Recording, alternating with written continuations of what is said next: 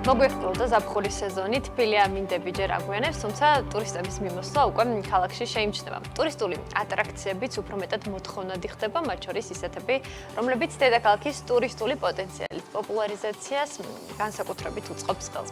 ერთ-ერთი ასეთი Air Balloon თბილისია, რომელიც ნებისმიერ მსურველს 150 მეტრ სიმაღლიდან ქალაქის ხედებით ტკბობის საშუალებას აძლევს.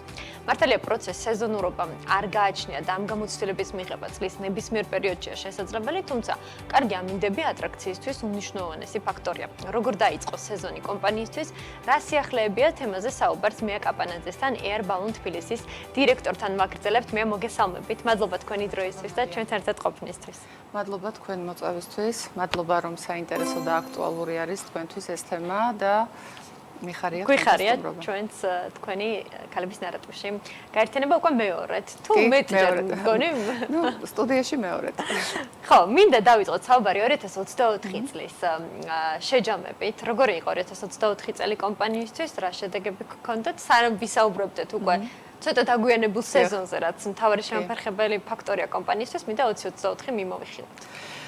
ნებისმიერი წლის შეჯამება რომ მოვახდინოთ ხარისხიანად, აქ ორი უნიშნულოვანესი კომპონენტი არის განსახილველი. ერთი ამინდი, თუ როგორი შესაძლებლობა გვაქვს ამინდისგან და როგორია სტატისტიკა წლის განმავლობაში და მეორე ზოგადი ფონი, ეს იქნება გლობალური თუ შიდა მიმდინარე პროცესები, რაც ცალსახად ახდენს რასაკვირველია გავლენას აქტივობაზე. ნორმალური მთლიანობაში ბევრი ახალი პარტნიორი კომპანია შევიძინეთ. მათ შორის საერთაშორისო ტურისტული კომპანიების მხრიდან იყო გამოხმაურება და მათ უკვე თავდაპირველად მანამ სანამ ჩამოვიდოდა ჯგუფი საქართველოში უკვე ამ პროგრამაში შეყვანილი ჰქონდათ ჩვენი ატრაქცია Air Balloon თბილისი და მათთვის ძალიან მნიშვნელოვანი გამოცდილება იყო, რადგანაც მისი ადგილმდებარეობა იმდენად მდიდარი არის და გაჯერებული, სადაც ხელის გულზე იშლება ქალაქის ისტორია, კულტურა, ყველაზე მეტი სანახაობა, ერთ-ერთი აუცილებელი სანახაობების ჩამონათვალში აქტიურად და ვთქვათ დამაჯერებლად უჭირავს ადგილი და ჩვენ ეს გვახარებს რასაკვირველია. ასევე უნდა აღვნიშნო, რომ საქართველოს მოქალაქეებისთვისაც კვლავ და კვლავ ეს საინტერესო თავგადასავალის განპირობებელი ადგილი და სანახაობა არის და ჩვენც ამაში ხელს უწყობთ მაქსიმალურად. კი ბატონო, 2025 წელი უფრო სწორად, საკმაოდ რთული კლიმატური პირობებით დაიწყო და გაზაფხულიც ყველა ამბობს, რომ აგვიანებს და გრძნობთ ამას. რა გამოწვევებს უქმნის ეს კომპანიას? აი რომ შევაჯამოთ მაგალითად წინა წლებს რომ გადავხედოთ, შეიძლება ითქვას, რომ ერთ-ერთი რთული სეზონი ამინდის გათვალისწინებით არის დღემდე 2025 წელი. ეს პირდაპირ დაბრკოლება არის ჩვენთვის, იმიტომ რომ ჩვენ მუშაობთ ყოველ დღე. სამუშაო საათებიც საკმაოდ ხანგრძლივი არის, მაგრამ ფრენის შესაძლებლობას მხოლოდ და მხოლოდ ამინდი იძლევა. ჩვენი მკაცრი პროტოკოლი, შიდა უსაფრთხოების წესები კი არანაირად არ გვაძლევს იმის საშუალებას, რომ რაიმე გადახვევა გავაკეთოთ დადგენილი სტანდარტებისგან და რისკის ქვეშ დავაყენოთ ჩვენი მომხმარებლების უსაფრთხოება. აქედან გამომდინარე, რასაკვირველია, ეს კომპანიისთვის საერთოდ არ არის მომგებიანი პირიქით. ძალიან არასახარბიელო სეზონი გვაქვს გაზაფხულის გათვალისწინებით და ვიმედოვნებთ, რომ ზაფხულის დადგომასთან ერთად რაღაცნაირად დაუბრუნდებით იმედის მომცემ ამინდის პროგნოზებს და მოგვეცემა მეტი შესაძლებლობა, რომ მეტ სტუმარს უმასპინძლოთ და მეტი მომხმარებელი გვყავდეს. იმედი ზაფხული გახანგრძლივდება და მალევე არ დაგვეწევა ზამთარი, რომ დიდხანს შეძლოს ატრაქციამაც ფუნქციონირება. მინდა გავამახვილო ყურადღება ასევე იმ საერთაშორისო სტანდარტებზე, პროტოკოლი ახსენეთ, რომლითაც ოპერირებს კომპანია. უსაფრთხოების ნაწილზე, იმიტომ რომ დარწმუნებული ვარ, ყველაზე მეტი კითხვა მაინც მომხმარებლის მხრიდან ჩნდება უსაფრთხოებაზე. კი ბატონო, ოპერირების აი ფრენის კომპონენტი შედგება ორი ნაწილისგან. ფრენას ასრულებს პირველ რიგში მფრინავი ოპერატორი, რომელთან ერთადაც ამ ყველაფერში მონაწილეობას იღებს მიწის თანამშრომელი. ყველა მათგანი გადამზადებული არის პირველ რიგში ჩვენი ფრანგი პარტნიორების მხრიდან საერთაშორისო სტანდარტით აქ არის გაწერილი საავიაციო სტანდარტებზე დაფუძნებული სახელმძღვანელო, რომლის შესწავლას ვახდენ ზედმიწევნით და ეს არ არის სახელმძღვანელო, რომელსაც ერთხელ გამოიყენებ და ჩააბარებ, არამედ ეს ყოველდღიურად პრაქტიკაში გჭირდება მუდმივად და ყოველთვის ავითარებს შენს ცოდნას და გამოცდილებას. გარდა ამისა, მოგეხსენებათ, რომ ჩვენ ამაზე ადრეც გქონდათ საუბარი, ყოველწლიურად ჩამოდის ჩვენი პარტნიორების ჯგუფი საფრანგეთიდან, გერმანიიდან, რომლებიც სხვადასხვა ტექნიკურ დეტალებზე არიან პასუხისმგებლები და კვლავ გადამზადდება თუ ახალი თანამშრომელი ყავს, მათი ტესტირება და მათთვის ახალი სტანდარტების სწავლება. მუდმივად ეს არის ცოცხალი პროცესი, ჩვენც და მათაც მუდმივად პულსაციაზე აქტიურად ხელი უჭირავს, რომ ყოველთვის მზად ვიყოთ ნებისმიერი სირთულის გამოწვევისთვის, რაც არ უნდა იყოს ეს და თამამად შემიძლია თქვა და მათაც აღუნიშნავთ ეს, რომ ქართული გუნდი ეს ნამდვილად გამოირჩევა ბევრი სხვა სიძლიერით, ტექნიკური უნარების სიძლიერით და შესაბამისად გვაძლევს ეს იმის გარანტიას, რომ თითოეული ფრენა განხორციელდეს უსაფრთხოების მაღალი სტანდარტით. აქ მნიშვნელოვანია ასევე მეტეოროლოგიის ხარისხიანი ცოდნა და ამას ჩვენ არაერთ საერთაშორისო და გამოცდილ აპლიკაციაზე დაყრდნობით, ვეცნობით და გეგმავთ ფრენებს, თუმცა არის ხოლმე მონაცემები, როდესაც არსებული, რაც სხვადასხვა აპლიკაციაში შეიძლება იყოს ხელმისაწვდომი, მათ შორის აეროპორტის პროგნოზი აბსოლუტურად არ ემთხვეოდეს ადგილზე მოცემულობას და ამისთვის სწორედაც რომ ეს გამოცდილება გვეხმარება, რომ შევაჯამოთ და ესე იქნას სწორი გადაწყვეტილება მიღებული თითოეული ფრენისთვის. კი ბატონო. ვინ არიან ძირითადად მომხმარებლები? ადგილობრივების წილიც, როგორც ახსენეთ, გაზრდილია, ხო? და უცხოელების მხრიდან რამდენად არის მაღალი მოთხოვნა ძირითადად რომელი ქვეყნები აქტიურობენ? აი წლევანდელი სეზონითაც თუ ვიმსჯელებთ, როგორია შედეგები? მეტი წილი რასაკვირველია უცხო ქვეყნის მოქალაქეები, ტურისტები. თუმცა სტაბილურად ვინარჩუნებთ და ნუ ეს ასე ვთქვათ, ცვალებადი არის ხოლმე პროცენტული წილი საქართველოს მოქალაქეებზე. დაახლოებით რომ განსაზღვროთ, ალბათ 75% მაინც უფრო მეტი წილი მოდის ტურისტებზე, დანარჩენი საქართველოს მოქალაქეებზე.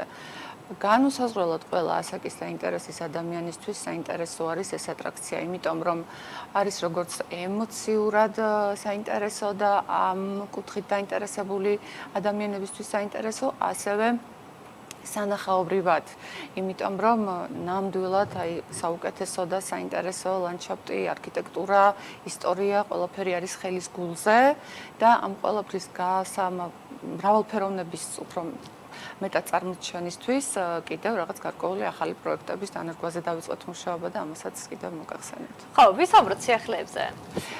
კი ბატონო, ჩვენ აღვნიშნეთ ამინდი, რაც ერთ-ერთი მნიშვნელოვანი დაბრკოლება არის.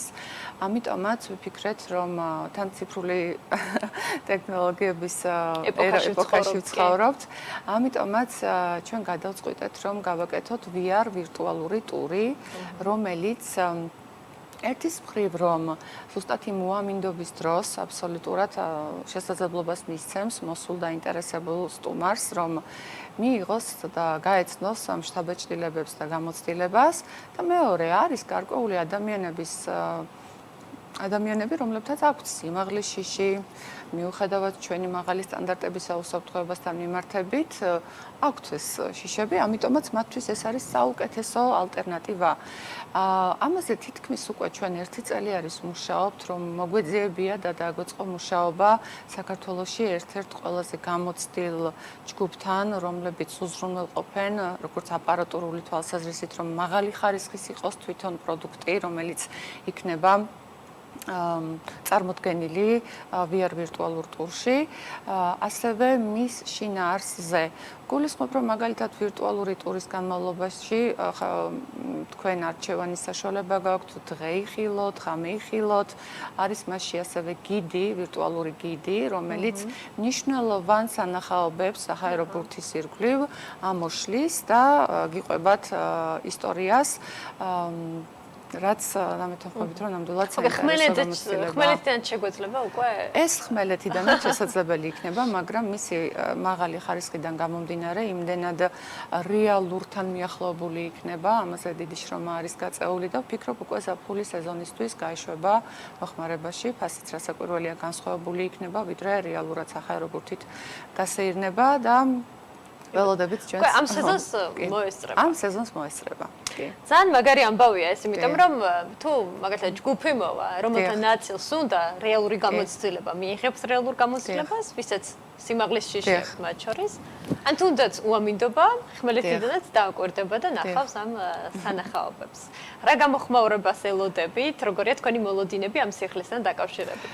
სიახლესთან დაკავშირებით, მაგალითად ჩვენს ფრანგ პარტნიორებს აქვთ უკვე დანერგილი მსგავსი რამ დისნეის პარკში და ძალიან კარგი გამოხმაურება არის და კარგი გამოცდილება არსებობს ამ პროდუქტთან დაკავშირებით და ჩვენთანაც პრინციპში გაჟღერებულა რეალურად და ვფიქრობთ, რომ მაღალი იქნება მოთხოვნა ამ პროდუქტთან დაკავშირებით და ჩვენის მხრივ არ დავაკლებთ ძალისხმევას, რომ სწორად მივაწოდოთ ინფორმაცია, დავეხმაროთ ტექნიკურად სწორად გამოყენებაში, რომ უფრო ხარისხიანად და ეფექტურად მიიღონ ეს თავგადასავალი უკვე ვირტუალური ფორმით. ბატონო, ფასები თუ არის განსაზღვრული უკვე ფასებზე ვმუშაობთ, ამიტომაც ჯერჯერობით თავ შევიკავებ ამ ნაწილის ფასების გაჟღერებისგან, მაგრამ განსხვავებული იქნება და ნაკლები რასაკვირველია, ვიდრე რეალური ბილეთები. ხო, ბილეთების ღირებულებაზეც მინდა გავამახვილოთ ყურადღება, დაახლოებით საიდან სადამდე მერყეობს და სამუშაო საათები თქვენ ახსენეთ, რომ საკმაოდ დიდი, ესე ვთქვათ, არ არის შეზღუდული ამ მხრივ კი ბატონო, სამუშაო საათებით დავიწყოთ, მაშინ დაბალ სეზონზე, ზამთრის სეზონზე ჩვენ მუშაობთ დილის 10-დან ღამის 12 საათამდე, თუმცა ახლა უკვე მაისის ბოლოდან სეზონის განმავლობაში გვიან შემოდგომამდე ვიმუშავებთ დილის 9 საათიდან ღამის 3 საათამდე. ეს მაქსიმალურად აძლევს ტურისტებს იმის საშუალებას, რომ თუ ქალაქიდან არიან გასულები და უკან უნდა დაბრუნდნენ, გვიან ღამის საათებში მიეცეთ საშუალება ფრენის. რაც შეეხება ფასებს, ფასები პრინციპში სტაბილურად ვცდილობთ შევინარჩუნოთ ყველა ფაქტორის გათვალისწინებით, თუ კი რამ არსებობს ქვეყანაში მიმდინარე პროცესების გათვალისწინებით, ამიტომაც 60 ლარი არის ღირებულებას დასრულთათვის უცხო ქვეყნის მოქალაქისთვის, 45 ლარი კი 14 წლამდე ასაკის სტუმრებისთვის, 3 წლამდე ბავშვები უფასოდ დაიშვებიან. საქართველოს მოქალაქეებისთვის კი გაცილებით, ვთქვათ, შეღავათიანი ფასები გვაქვს და აქ არის 45 ლარის ზრდასრულის ღირებულება და 35 ლარი 14 წლამდე ბავშვთათვის ღირებულება. თუმცა დამატებითი საოჯახო პაკეტები არის, რომელიც კიდევ უფრო ხელსაყრელია.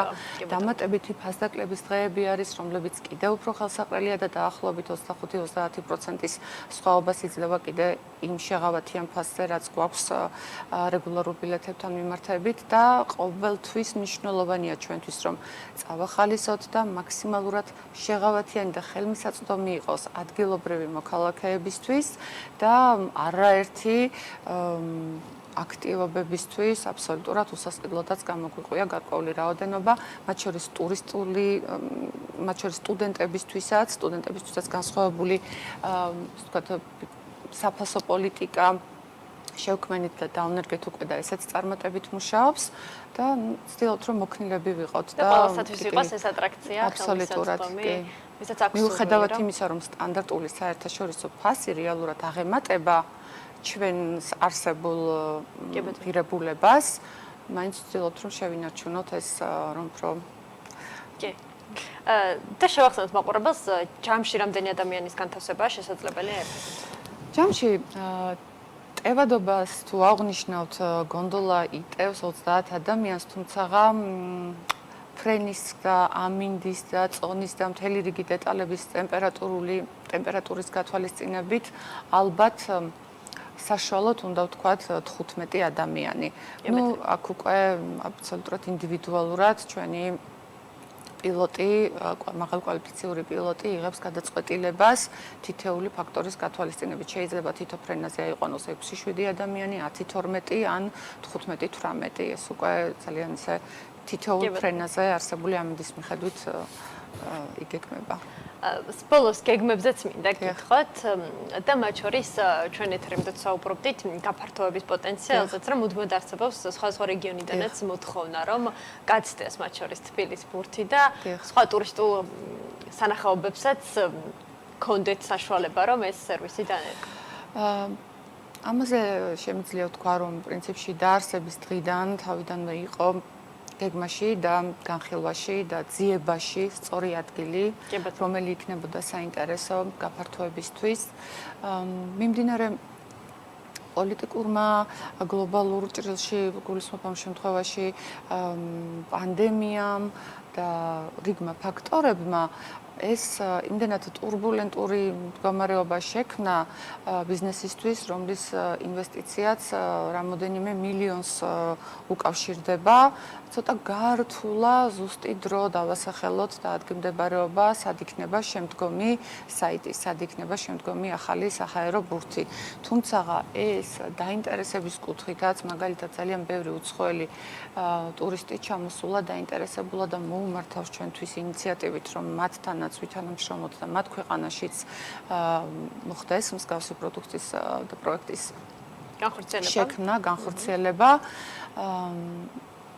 ცოტა სიფრთხილით ვეკიდებით ამ საკითხს. თუმცა გეგმებში რჩება, ხო? აუცილებლად, რომ არ იყოს ხოლმე თბილისში კონცენტრირებული. აუცილებლად კი. კი ბატონო. ძალიან დიდი მადლობა გადაცემაში სტუმრობისთვის, წარმატებების სეზონზე და იმედი დაგვეწევა კარგი ამინდების დღევანდელმა დღეს და გეპატიჟებით მთელს კონცერტს. აუცილებლად. ეს არის სანახაობა პრინციპში, რომელიც აუცილებლად ყოველდღე გამოცხადდება. აუცილებლად კი, გეთანხმებით. მადლობა კიდევ ერთხელ მეა კაპანაძე, Air Balloon თბილისის დირექტორი იყო ჩვენი სტუმარი.